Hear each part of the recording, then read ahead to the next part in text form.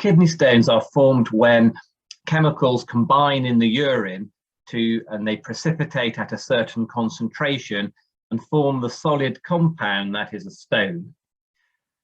The composition of this is things that are normally in the urine. They're just at a higher level and a higher concentration than would normally happen, and therefore they precipitate and cause the stone. The commonest compounds that do this are calcium, oxalate, phosphate, occasionally urate, and occasionally something called cysteine. And these can be increased levels in the urine because of a genetic abnormality, or because of diet, or another factor, which we talk about when we see you in the clinic. Kidney stones that are in the kidney and not in the tube passing to the bladder, the ureter, sometimes don't have any symptoms at all.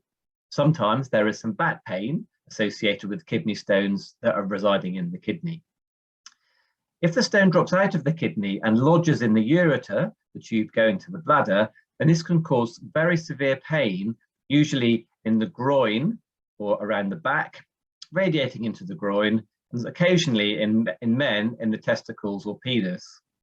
This can be a very severe pain and barely tolerable until the stone is passed. If one has this pain, then one normally attends a hospital and the diagnosis is made shortly after that. Kidney stone prevention is quite complicated, which is why it's important to see a specialist who has some knowledge of this. But the main thing is to drink lots and lots of fluids so that you're passing at least 2 liters of urine a day. And some people, depending on their condition, it may be more than this. Depending on what the stone is and what the biochemical abnormality is as well, then there can be other things that can be done to prevent kidney stones. For example, if one has a hormonal abnormality that is causing a high calcium level, then this can be corrected with medication or in some cases with surgery. If there are deficiencies in constituents in the urine, for example, citrate, then this can be improved by diet and also in some cases by citrate supplements. Some rare genetic conditions that cause kidney stones need specific treatment, and of course you would need to see a specialist about this. Other things that can be done are general lifestyle measures. For example, losing weight. One should reduce how much salt one has in one's diet.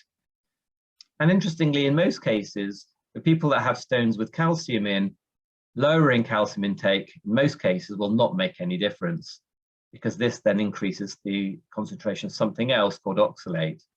So it can be quite complex, so you need to speak to the specialist about this. The most important thing is to increase urine flow.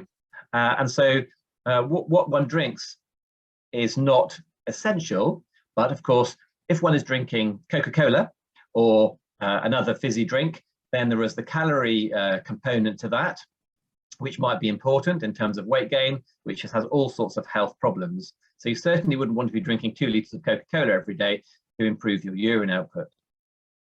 We mostly suggest water, water with some fresh fruit juice squeezed in, as this can increase the citrate concentration, which can be beneficial for most kidney stones. Coffee is probably neutral, but can cause bladder irritation in some people. And then generally, we would want to try and avoid particularly acidic drinks. So on the whole, we would recommend water, fizzy water, or water with fruit juice in it.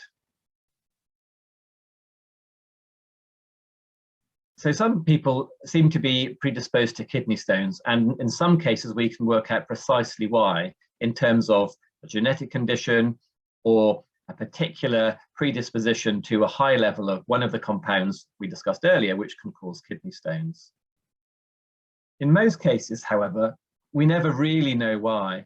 And although we can give advice about biochemical and dietary changes that will improve would reduce the chance of having any future kidney stones, the reason why any particular person has, for example, a higher level of calcium in the urine, or a particular acidification problem may never be found. Although we look, we sometimes never find out. One has to conclude, like many conditions, medical conditions in modern life, that there are multiple genetic and environmental factors that are contributing. The important thing is that with a correct assessment, we can give good advice around what to eat, drink, and any supplements or medication that can reduce the chance of further kidney stones.